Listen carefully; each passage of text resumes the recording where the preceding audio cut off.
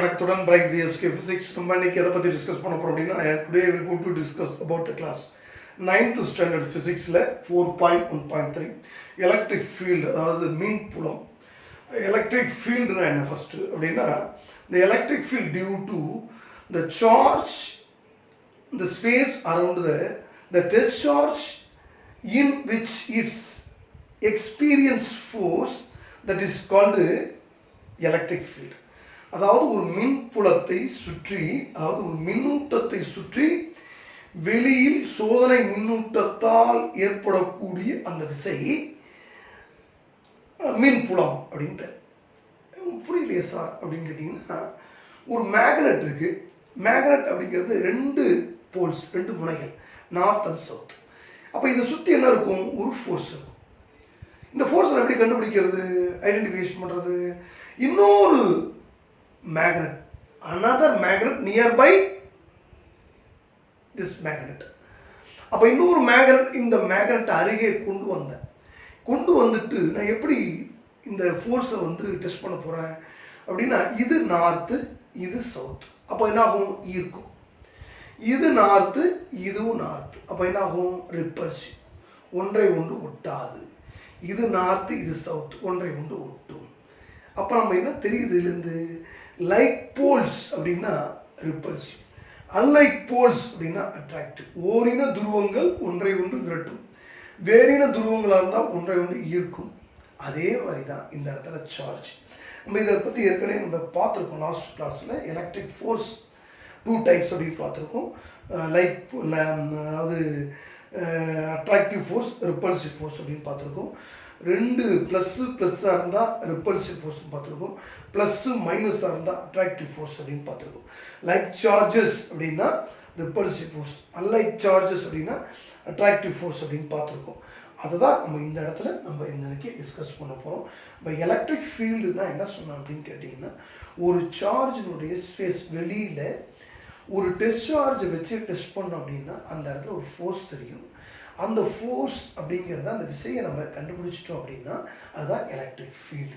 அப்போ இந்த இடத்துல பாருங்கள், ஒரு சின்ன definition. The region around the charge, the particle within which the other charges experience the force of attraction or repulsion. அப்போ ஒரு சார்ஜ் கிட்ட இன்னொரு another charge means test charge, அதை கொண்டு வந்தோம் அப்படின்னா ஒன்று ரிப்பல்சிவாக இருக்கலாம் அல்லது அட்ராக்டிவாக இருக்கலாம். அது ப்ளஸ்ஸு கிட்ட கொண்டு வந்தால் எப்படி இருக்குன்னு பார்க்கணும். அதே ப்ளஸ் சார்ஜ் கிட்ட மைனஸை கொண்டு வந்தால் எப்படி இருக்குன்னு நம்ம டெஸ்ட் பண்ண போகிறோம். அதான் that is called electric field இ. அப்போ இதனுடைய யூனிட் என்ன சார் அப்படின்னு கேட்டிங்கன்னா, நியூட்டன் பை கூலும் அப்படின்னு எழுதலாம். அப்படி இல்லைன்னா என் நியூட்டன் கூலும் பவர் -1 அப்படின்னு எழுதலாம். ஆர் வோல்ட் பை மீட்டர் எழுதலாம், அல்லது வோல்ட் மீட்டர் பவர் -1 அப்படின்னு எழுதலாம். இது என்ன குவான்டிட்டி அப்படின்னா வெக்டர் குவான்டிட்டி. இதெல்லாம் ஒரு 2 மார்க்ஸுக்கு தேவையான ஒரு பேசிக் கான்செப்ட்டு. இதெல்லாம் எழுதுனீங்கன்னா இதில் சில 1 மார்க் நமக்கு கிடைச்சோம். இதை மட்டும் நம்ம படித்தோம் அப்படின்னா இதில் 1 மார்க் எடுத்துக்கலாம் ஈஸியாக. அது இது ஒரு வெக்டர் குவான்டிட்டி. சரி, ஆனால் இதுக்கு டைரக்ஷன் எடுத்தனால வெக்டர் குவான்டிட்டி. ரெண்டாவது லைன்ஸ் ஆஃப், அதாவது இந்த எலக்ட்ரிக் ஃபீல்டை எப்படி நம்ம ஐடென்டிஃபிகேஷன் பண்ணுறது, ரெப்ரசன்ட் பண்ணுறது அப்படின்னா, எலக்ட்ரிக் லைன்ஸ் ஆஃப் ஃபோர்ஸை வரைஞ்சா இந்த எலக்ட்ரிக் ஃபீல்டை நம்ம ஐடென்டிஃபிகேஷன் பண்ணலாம், ரெப்ரசன்ட் பண்ணலாம். அது இதுதான் எலக்ட்ரிக் ஃபீல்டு அப்படிங்கிறத ஒரு கோடு போட்டு இல்லை அம்புக்குறி போட்டுட்டோம் அப்படின்னா ஈஸியாக தான் கண்டுபிடிச்சோம். அப்போ அதுக்கு என்ன சார் அப்படின்னு கேட்டிங்கன்னா கொடுத்துருக்காங்க பாருங்க. The lines representing the electric field, electric lines of force. அப்போ ஒரு மின்விசை கோடுகளால் மின்புலத்தை ஈஸியாக நம்ம புரிந்து கொள்ளலாம், அறிந்து கொள்ளலாம். அப்போ எனக்கு இந்த மின்விசை கோடுகள் என்ன சார் அப்படின்னா, அது ஒரு imaginary lines. The electric lines force is called imaginary lines. அதை கண்ணால் பார்க்க முடியாது, ஒரு கற்பனை கோடுகள்.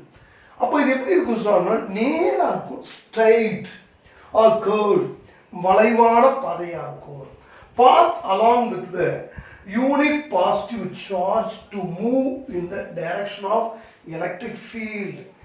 அப்போ ஒரு இடத்துல அந்த ஒரு சார்ஜ் இருக்குது அப்படின்னா, அந்த சார்ஜ் சுற்றி என்ன இருக்கும் அப்படின்னா ஃபீல்டு இருக்கும்.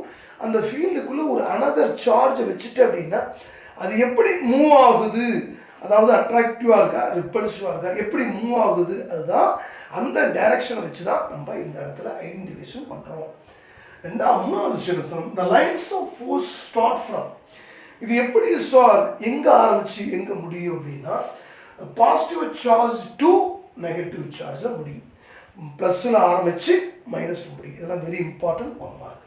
அடுத்தது என்ன sir very important 1 mark, lines of force never intersect, ஒன்றை ஒன்று வெட்டி செல்லாது. Very very very important 1 mark. The lines of force is imaginary lines. சரி சார், அப்போ நம்ம ஒரு எலக்ட்ரிக் ஃபீல்டை வந்து ஒரு ஸ்டேட்மெண்ட் கொடுத்து அதை எப்படி வந்து ரெப்ரசன்ட் பண்ணி எலக்ட்ரிக் லைன்ஸ் ஆஃப் ஃபோர்ஸ்னால எப்படி ரெப்ரசன்ட் பண்ணலான்னு பார்த்தோம். அந்த கோடு வரைஞ்சி அதில் ஒரு அம்புக்குறி விட்டுட்டோம் அப்படின்னா அதன் மூலமாக நம்ம வந்து ஈஸியாக நமக்கு வந்து தெரியும், ஐடென்டிஃபிகேஷன் பண்ணிக்கலாம் அப்படின்னு பார்த்துட்டோம். இப்போது ஒரு சார்ஜ் சுற்றி ஒரு இண்டிவிஜுவல் சார்ஜ், ஒரு ப்ளஸ் சார்ஜை சுற்றி என்ன இருக்கும், ஒரு நெகட்டிவ் சார்ஜில் எப்படி இருக்கும் அந்த ஃபீல்டு, பாசிட்டிவ் அண்டு நெகட்டிவ் சார்ஜாக இருந்தால் எப்படி இருக்கும், பாசிட்டிவாக இருந்தால் எப்படி இருக்கும், அதாவது அந்த ஃபோர்ஸ் இன்வெர்ட்ஸா அவுட்வேர்ட்ஸா அப்படின்னு நம்ம பார்க்க போகிறோம் இந்த எலக்ட்ரிக் ஃபீல்ட் ஆஃப் லைன்ஸ். இப்போ ஃபார் எக்ஸாம்பிள் நான் இப்போ உங்களுக்கு என்ன சொல்ல போகிறோம் அப்படின்னா ஒரு நிமிஷம். இப்போ என்ன கொடுத்துருக்கோம் பாருங்க, ஒரு பாசிட்டிவ் சார்ஜ் ப்ளஸ் கியூ அப்படின்னு இருக்கு, ப்ளஸ் கியூ அப்படின்னு இருக்கு. இப்போ நம்ம என்ன பண்ண போகிறோம், எப்பயுமே ஒரு ஐசோலேட்டட் சார்ஜஸ் இண்டிவிஜுவல் சார்ஜஸ் அப்படின்னா அப்போ அதுலேருந்து என்ன ஆகும் அப்படின்னா ஃபீல்டு எப்படி இருக்குன்னா வெளிநோக்கி இருக்கும், அவுட்வேர்ட் டைரக்ஷன். நல்லா பாருங்க, ஒரு இண்டிவிஜுவல் சார்ஜ் ப்ளஸ் கியூவாக இருந்தால் வெளிநோக்கி இருக்கும் அதனுடைய டைரக்ஷன். அதே மாதிரி ஒரு மைனஸ் கியூவாக இருந்தால் எப்படி சார் இருக்கும் அப்படின்னா இன்வெர்ஸ் இப்படி இருக்கும். இது அவுட்வேர்டாக இருக்கும், இது இன்வெர்ஸ் டைரக்ஷனில் இருக்கும். சரி சார், அடுத்தது ஒரு ப்ளஸ் கியூ சார்ஜ் தென் இன்னொரு ப்ளஸ் கியூ சார்ஜ் அப்படி எடுத்துக்குமே. இப்போ எப்படி இருக்கும், இந்த ரெண்டு சார்ஜுக்குமான அந்த ஃபோர்ஸ் டைரக்ஷன்ஸ் எப்படி இருக்கும் அப்படின்னா இது ஐசோலேட்டட் சார்ஜஸ். ப்ளஸ்ஸாக இருந்தால் அவுட்வேர்டாக இருக்கும், மைனஸாக இருந்தால் மைனஸ் பாசிட்டிவ் நெகட்டிவ் சார்ஜாக இருந்தால் இன்வெர்ஸாக இருக்கும். அப்போ ரெண்டுமே பாசிட்டிவாக இருக்குது. எப்படி சார் இருக்கும் அப்படின்னு சொன்னால் எப்பயுமே பாசிட்டிவ் சார்ஜ் அப்படின்னா இங்கே பாருங்கள் எப்படி இருக்கும், அவுட்வேர்ட். இங்கே பாருங்கள் எப்படி இருக்கும், இப்படி இருக்கும். சரியா, ரைட். அதே மாதிரி இது எப்படி இருக்கும், இந்த டைரக்ஷனில் இருக்கும், அதே மாதிரி இந்த டைரக்ஷனில் இருக்கும், இந்த டைரக்ஷனில் இருக்கும், இப்படி இருக்கும். ஏன் சார் இப்படி போடுறோம் நம்ம அப்படின்னா ப்ளஸ் கியூ இது லைட் சார்ஜஸ், ரிப்பல்சிவ் ஃபோர்ஸ் அப்படிங்கிறதுனால தான் நமக்கு எப்படி இருக்குது அப்படின்னா இந்த டைரக்ஷனில் கொடுத்துட்டோம். இப்போ அடுத்தது நெக்ஸ்ட் ஒன், இது ப்ளஸ் கியூ சார்ஜ், இது மைனஸ் கியூ சார்ஜ். இப்போ நான் ஏற்கனவே சொன்னதுதான் ப்ளஸ் கியூ சார்ஜஸ் அப்படின்னா எப்படி இருக்கும் அப்படின்னா நமக்கே தெரியும் அவுட்வேர்ட் டைரக்ஷன்,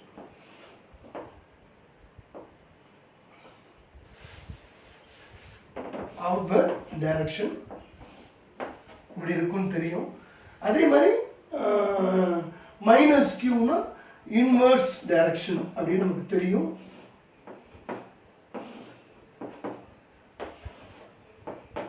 அதே மாதிரி லைன்ஸ் ஆஃப் ஃபோர்ஸ் எதில் ஸ்டார்ட் பண்ணி எதில் முடியும் அப்படின்னா ப்ளஸ் கியூவிலிருந்து மைனஸ் கியூ. அதே மாதிரி ப்ளஸ் கியூ டு இந்த டைரக்ஷனில் இருக்கும், இதில் இந்த டைரக்ஷன். ஏன்னா இது எப்படி இருக்குது அப்படின்னா அட்ராக்டிவ், அதாவது அன்லைக் சார்ஜஸ், இது ப்ளஸ்ஸு இது மைனஸ் எப்படி இருக்கும், அட்ராக்டிவ் ஃபோர்ஸ், இது ப்ளஸ்ஸு இது ப்ளஸ், அதனால் ரிப்பல்சிவ் ஃபோர்ஸ்னால் எப்படி இருக்குது அப்படின்னா ரெண்டுமே எதிரெதிராக இருக்குது. இது ரெண்டும் வெவ்வேறு சார்ஜஸ், அதனால் எப்படி இருக்கா அதனுடைய ஃபோர்ஸ் டைரக்ஷன் பாருங்கள், அட்ராக்டிவ் ஃபோர்ஸ் அப்படிங்கிறதுனால நான் எப்படி போட்டிருக்கேன்னு சேர்த்து போட்டிருக்கேன். அப்போது நமக்கு என்ன தெரியுது அப்படின்னு கேட்டிங்கன்னா ஒரு isolated charges plus Q charges minus Q சார்ஜஸ்னால் எப்படி இருக்கும் டைரக்ஷன் ஆஃப் ஃபீல்டு அப்படின்னா இது அவுட்வேர்ட் டைரக்ஷன், இது இன்வர்ஸ் டைரக்ஷன். அதே மாதிரி 2 ப்ளஸ்ஸாக இருந்தால் எப்படி இருக்குன்னு நம்ம பார்த்துட்டோம். அதே மாதிரி 2 ப்ளஸ் கியூ மைனஸ் கியூவாக இருந்தால் சார்ஜஸ் எப்படி இருக்குது அப்படின்னு நம்ம பார்த்துட்டோம். நெக்ஸ்ட் நம்ம என்ன சார் அப்படின்னு கேட்டிங்கன்னா, இந்த இடத்துல ஒரு சின்ன அடுத்தடுத்த ஒரு சின்ன எக்ஸாம் நம்ம ஒரு 3 டைப்ஸ் பார்த்தோம். அதாவது ப்ளஸ் கியூன்னு ஒன்று பார்த்தோம், அதே மாதிரி மைனஸ் கியூன்னு ஒன்று பார்த்தோம், அதே மாதிரி ப்ளஸ்ன்னு பார்த்தோம், ப்ளஸ் மைனஸ் அப்படின்னு பார்த்தோம். இப்போ செகண்ட் ஒரு என்ன சார் அப்படின்னு கேட்டிங்கன்னா, நான் ஏற்கனவே சொன்னது தான் உங்களுக்கு. ஒரு சிம்பிளாக நான் என்ன சொன்னேன், அந்த lines of force never intersect அப்படின்னு சொன்னேன். ஆக்சுவலாக ஒரு இமேஜினரி லைன்ஸ்னு சொன்னேன்.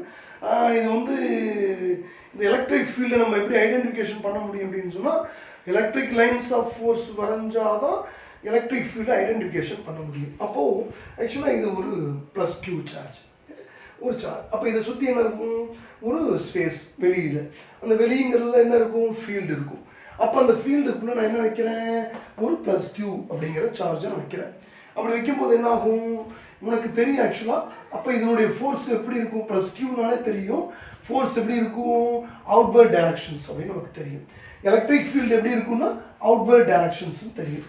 அப்போ ஃபோர்ஸ் எப்படி இருக்கும், இதுவும் ப்ளஸ் இதுவும் ப்ளஸ், எப்படி இருக்கும், ரிப்பல்சிவ் ஃபோர்ஸ். அப்போ ரிப்பல்சிவ் ஃபோர்ஸ்னால் அப்போ இது எப்படி இருக்கும் அப்படின்னு சொன்னால், இது எலக்ட்ரிக் ஃபீல்டு, இது ஃபோர்ஸ். அப்போ ஃபோர்ஸும் எலக்ட்ரிக் ஃபீல்டு எப்படி இருக்கும், சேம் டைரக்ஷன் இருக்கும். எப்போ ரெண்டும் லைக் சார்ஜஸாக இருந்தால். அப்போது ஒரு சார்ஜ் இந்த ஃபீல்டுக்குள்ளே ஒரு அனதர் டிஸ்சார்ஜ் வைக்கிறேன், பாசிட்டிவ் சார்ஜை. அப்படி வைக்கும்போது எப்படி இருக்கும் அப்படின்னா ரிப்பல்சிவ் ஃபோர்ஸாக இருக்கும். அதனால் எப்படி இருக்கும், இந்த டைரக்ஷன் அவுட்வர்ட் டைரக்ஷனாக இருக்கும். அப்போது நமக்கு எலக்ட்ரிக் ஃபீல்டு டைரக்ஷன் ஃபோர்ஸ் எப்படி இருக்கும், அதுக்கு சேமாக தான் இருக்கும். ரைட்டா? அப்போ ஃபோர்ஸும் எப்படி இருக்கும், ரிப்பல்சிவ் ஃபோர்ஸாக இருக்கும். அப்போது ப்ளஸ்னாலே தெரியும், அவுட்வர்ட் டைரக்ஷன் தெரியும். இப்போ ஃபார் எக்ஸாம்பிள் இப்படி எடுத்து இதே ஒரு மைனஸ் அப்படின்னு வச்சோம் அப்படின்னு சொன்னால் நம்ம எப்படி காட்டியிருக்கோம் பாருங்கள். இப்போ ஒரு ப்ளஸ் கியூ சார்ஜஸ் இருக்குது. இதை சுற்றி இருக்கக்கூடிய ஸ்பேஸில் எலக்ட்ரிக் ஃபீல்டு, இந்த ஃபீல்டில் நான் என்ன வச்சுருக்கேன் அப்படின்னா ஒரு ப்ளஸ் கியூ அப்படிங்கிற சார்ஜஸ் வச்சுருக்கேன். அப்படி இந்த சார்ஜஸ் வைக்கும்போது ஃபீல்டு எப்படி இருக்கும், ப்ளஸ்னாலே தெரியும், ஒரு ஐசோலேட்டட் சார்ஜஸ் ப்ளஸ் கியூ ப்ளஸ்ன்னு சொன்னாலே அவுட்வர்ட் டைரக்ஷன்ஸில் கொடுத்துருக்கோம். இந்த மாதிரி இப்படி தான் இருக்கும் நமக்கு தெரியும். அதே மாதிரி ஃபோர்ஸுடைய டைரக்ஷன்ஸ் எப்படி இருக்கும் அப்படின்னா அதுவும் ரிப்பல்சிவ் ஃபோர்ஸ். அப்போ ரிப்பல்சிவ் ஃபோர்ஸுங்கிறது எப்படி இருக்கும், அதே சேம் டைரக்ஷனில் இருக்கும். நெக்ஸ்ட் அதே மாதிரி என்ன கொடுத்துருக்கோம் பாருங்கள், ஒரு ப்ளஸ் கியூன்னு இருக்குது ஒரு சார்ஜ். அப்போ சுற்றி என்ன இருக்கும், இந்த ஃபீல்டு ஸ்பேஸில் ஒரு மைனஸ் கியூ அப்படிங்கிற சார்ஜ் வைக்கிறோம், ஒரு டெஸ்ட் சார்ஜ். அப்படி வைக்கும்போது நமக்கு எப்படி இருக்கும், ஏற்கனவே நமக்கு தெரியும் ஒரு பாசிட்டிவ் சார்ஜ் ஐசோலேட்டட் சார்ஜஸ் அப்படின்னா அதோடைய ஃபீல்டு எப்படி இருக்கும் அப்படின்னா அவுட்வர்ட் டைரக்ஷனில் இருக்கும். இதை கொடுத்துட்டோம். அப்போது இது மைனஸ் கியூ, இது ப்ளஸ் கியூ. அப்போ எப்படி இருக்கும் உனக்கு அப்படின்னா ஃபோர்ஸ் எப்படி இருக்கும், அட்ராக்டிவ் ஃபோர்ஸ். இது எலக்ட்ரிக் ஃபீல்டு, இது ஃபோர்ஸ். அப்போ எலக்ட்ரிக் ஃபீல்டுக்கு இந்த ஃபோர்ஸ் எப்படி இருக்குது, எகெயின்ஸ்ட் சார்ஜ். அப்போ நம்ம இதுதான் நம்ம பார்க்குறோம் இந்த இடத்துல. அப்போது ஒரு சார்ஜ் சுற்றி ஒரு ஃபீல்டுக்குள்ளே ஒரு ஃபோர்ஸ், அது அனதர் டெஸ்ட் சார்ஜ் வச்சோம் அப்படின்னா அந்த டெஸ்ட் சார்ஜ் எப்படி மூவ் ஆகும், அந்த மூவ் ஆகக்கூடிய அந்த ஃபீல்டை, அந்த டைரக்ஷனை எப்படி நம்ம குறிக்கலாம். அதே மாதிரி ஒரு சார்ஜ் வச்சு அதனுடைய ஃபீல்டில் அனதர் அதே சேம் டெஸ்ட் சார்ஜை வச்சோம்னா அந்த ஃபீல்டும் அதனுடைய ஃபோர்ஸ் எப்படி இருக்கும். அதே மாதிரி அன்லைக் சார்ஜஸாக இருந்தால் அந்த ஃபீல்டும் ஃபோர்ஸ் எப்படி இருக்கும் அப்படின்னு பார்த்துட்டோம். கொடுத்துருக்கோம் பாருங்கள், இந்த electric field at a point in a measure of force acting unit positive charge place at that point அப்படின்னு கொடுத்தாச்சு.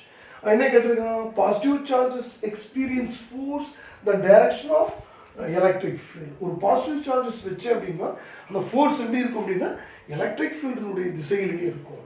அதே நெகட்டிவ் ஃபோர்ஸ் வச்சு சார்ஜ் வச்சு அப்படின்னா இந்த எக்ஸ்பீரியன்ஸ் ஃபோர்ஸ் இந்த டைரக்ஷன் ஆஃப் ஆப்போசிட் டைரக்ஷன். அப்போ அந்த ஃபீல்டுக்கு ஃபோர்ஸ் எப்படி இருக்கணும், ஆப்போசிட் டைரக்ஷன். ஏன்னா அது ரிப்பல்சிவ் ஃபோர்ஸ், இது அட்ராக்டிவ் ஃபோர்ஸ். அதனால் ஒரு இதெல்லாம் சம் எக்ஸாம்பிள் உனக்கு புரியணும் அப்படிங்கிறதுனால. அப்போ எலக்ட்ரிக் ஃபீல்டுன்னு உங்களுக்கு டீட்டெயிலாக தெரிஞ்சிருக்கும். அடுத்து என்ன சார் அப்படின்னு கேட்டிங்கன்னா, இந்த lines of force never intersect. Never intersect அப்படின்னா என்ன சார், அது எப்பயுமே மின்விசை கோடுகள் அப்படிங்கிறது ஒன்றை ஒன்று வெட்டி செல்லாது. ஃபார் எக்ஸாம்பிள் இப்படி கொடுத்துட்டோம் என்ன சார் அப்படின்னா எப்படி இருக்குது. அப்போ என்னது, தட் இஸ் சம் பாயிண்ட்ஸ். இந்த சம் பாயிண்ட்ஸில் எப்படி இருக்குது, இது இந்த டைரக்ஷன் இருக்குது, அப்போ இது இந்த டைரக்ஷன். ஒரு பாயிண்டில் 2 எலக்ட்ரிக் ஃபீல்டு அதுமாரி இருக்குமா சார்னா திஸ் இஸ் ராங், இருக்கிறது வாய்ப்பே இல்லை, இந்த மாதிரி இருக்கிற வாய்ப்பு இல்லை. அப்படி இருந்தால் என்ன சார், இருக்குமா சார், இருக்கிறது வாய்ப்பு இல்லை. சரி, அப்போது இதில் ஒரு டேஞ்சன் மீன்ஸ் தொடுகோடு வரைஞ்சி பார்ப்போமா, எப்படி வரையுது, இது இப்படி இருக்கும், இது இப்படி இருக்கும். அதுவும் பாருங்க ஒரே பாயிண்ட்டு 2 விதமான எலக்ட்ரிக் ஃபீல்டு. அப்போ இது சான்ஸே கிடையாது. நமக்கு ஏற்கனவே தெரியும் இந்த மாதிரி இருந்தால் அதில் எப்படி ஒரு இந்த ஃபீல்டு ஒரு பாயிண்டில் இருந்தால் அந்த பாயிண்டில் எப்படி ஒரு டேன்ஜென்ட் வரைகிறது அப்படின்னு நம்ம ஏற்கனவே நம்ம பார்த்துருக்கோம். அப்போ இது எப்படி சார் எனக்கு வெட்டலங்க எப்படி தெரியும் அப்படின்னு கேட்டால், ஆக்சுவலாக நம்ம இப்படி தெரியும். இங்கே பாருங்கள், இது ப்ளஸ், இதுவும் ப்ளஸ் ப்ளஸ் கியூ, இதுவும் ப்ளஸ் கியூ. அப்போ நமக்கு தெரியும் இதனுடைய டைரக்ஷன் தெரியும். எப்படி தெரியும்? இப்படி கொடுத்துருப்போம், அவுட்வேர்டு. நல்லா பாருங்கள், அவுட்வேர்ட் டைரக்ஷன். அதே மாதிரி அவுட்வேர்ட் டைரக்ஷன். இது எப்படி இருக்கும்? இதுவும் அவுட்வேர்ட் டைரக்ஷன். நல்லா பாருங்க. இப்போ பாருங்க, இது எங்க போகும்? இது இந்த பாயிண்ட் இப்படி போகுது, இதனுடைய பாயிண்ட் இப்படி வருது. பாருங்க, இந்த இடத்துல பாருங்க வெட்டுது பாருங்க. இந்த மாதிரி வெட்டலாமா சார்? வெட்டக்கூடாது ரூல்ஸ் படி. இது எங்கே வரும்? இந்த இடத்துல வரும். இது இந்த இடம். அப்போ இது பாருங்க, ரெண்டும் ஒன்று வெட்டுது பாருங்க, நெவர். அப்போ ரூல்ஸ் படி நமக்கு என்ன ஆகுது? நெவர் இன்டர்செக்ட், ஒன்றை ஒன்று வெட்டி செல்லாது. அதனால தான் நம்ம என்ன பண்ணுறோம் அப்படின்னு கேட்டால், இதை ரூல்ஸ் படி நம்ம எப்படி சார் வரைகிறோம் அப்படின்னு கேட்டிங்கன்னா, அப்போது இதை ஏன்னா இதுவும் ப்ளஸ் கியூ, இதுவும் ப்ளஸ் கியூ. அப்போ பாருங்க, இது இந்த டைரக்ஷனையும், இது இந்த டைரக்ஷனையும், இது இந்த டைரக்ஷனையும் இப்படி போய்டும். அப்போ என்ன ஆகுது? ரூல்ஸ் படி பாருங்க, இப்போது முன்னாடி என்ன வச்சு இன்டர்செக்ட் ஆச்சு, வெட்டி செல்லுச்சு. இப்போ என்ன ஆகுது? நெவர் இன்டர்செக்ட், ஒன்றை ஒன்று வெட்டி செல்லாது. இப்போ ரூல்ஸ் படி நம்ம எப்படி இருக்கும் அப்படின்னு நம்ம காட்டிட்டோம். அப்போ ஒரு பாயிண்ட்ல 2 விதமான ஃபீல்டு இருக்குமா சார்? இருக்காது. அப்போ இந்த மாதிரி இருக்குமா சார்? It's called intersect. அதாவது எப்பயுமே பார்த்தீங்கன்னா மின்விசை கோடுகள் ஒன்றை ஒன்று வெட்டி செல்லாது. அது ஏங்கிறத நான் உனக்கு ஒரு சின்ன சிம்பிள் எக்ஸாம்பிள் உங்களுக்கு காட்டியிருக்கேன். சரி, அப்போ நம்ம இந்த இடத்துல நம்ம என்ன பார்த்துருக்கோம் அப்படின்னு சொன்னால், இன்னும் ஒரு சின்ன எக்ஸாம்பிள் என்ன சார் உங்கள் புக்கில், இது ஒரு பிளேட்டு, இது ஒரு பிளேட்டு, இது ஏன்னு வச்சுங்க, இது ஒரு பிளேட்டு, இது பின்னு வைங்க. இது வந்து ப்ளஸ் இருக்குது, இதில் மைனஸ் இருக்குது அப்படின்னு கொடுத்துருக்காங்க. இதில் பாசிட்டிவ் சார்ஜ் இருக்குது, இது நெகட்டிவ் சார்ஜஸ். அப்போ இதில் வந்து நமக்கு லைன்ஸ் ஆஃப் ஃபோர்ஸ் எப்படி இருக்கும் அப்படின்னா, அது straight line, positive to negative, positive to negative. அதே மாதிரி தென் ஐசோலேட்டட் சார்ஜ், இண்டிவிஜுவல் சார்ஜ் ப்ளஸ்னால் எப்படி இருக்கும் அப்படின்னா அவுட்வேர்ட் டைரக்ஷனாக இருக்கும். நல்லா இப்படி பாருங்க இப்படி இருக்கும். தென் வந்து மைனஸாக இருந்தால் இன்வர்ட் டைரக்ஷனாக இருக்கும். இது வந்து கேர்டு பார்த்தா இருந்தால் அப்படி வரும். அப்போ ஒரு பிளேட்டில் எப்படி வந்து 2 பாயிண்டில் எப்படி வந்து எலக்ட்ரிக் ஃபீல்டுடைய டைரக்ஷன்ஸ் இருக்குது அப்படிங்கிறத நம்ம இதில் பார்த்துருக்கோம். அப்போ இந்த வீடியோவில் நமக்கு என்ன பார்த்துருக்கோம் அப்படின்னா, எலக்ட்ரிக் ஃபீல்டு அப்படிங்கிறத உனக்கு ஈஸியாக சிம்பிளாக நான் சொல்லி கொடுத்துருக்கேன். இந்த வீடியோ உனக்கு பிடிச்சிருந்தோம்னு சொன்னால் லைக் பண்ணுங்கள், ஷேர் பண்ணுங்கள். நம்ம வீடியோ இது வரைக்கும் சப்ஸ்கிரைப் பண்ணல அப்படின்னு சொன்னால் நம்ம வீடியோவை சப்ஸ்கிரைப் பண்ணுங்கள். இந்த பாட்டு உங்களுடைய நண்பர்களோட பகிர்ந்துங்க, அவங்களுக்கு ஒரு வாய்ப்பு இருக்கும். அந்த வாய்ப்பை அவங்களுக்கும் கொடுங்க, நான் யூஸ்ஃபுல்லாக இருக்கும். நன்றி, வணக்கம், நண்பர்களே.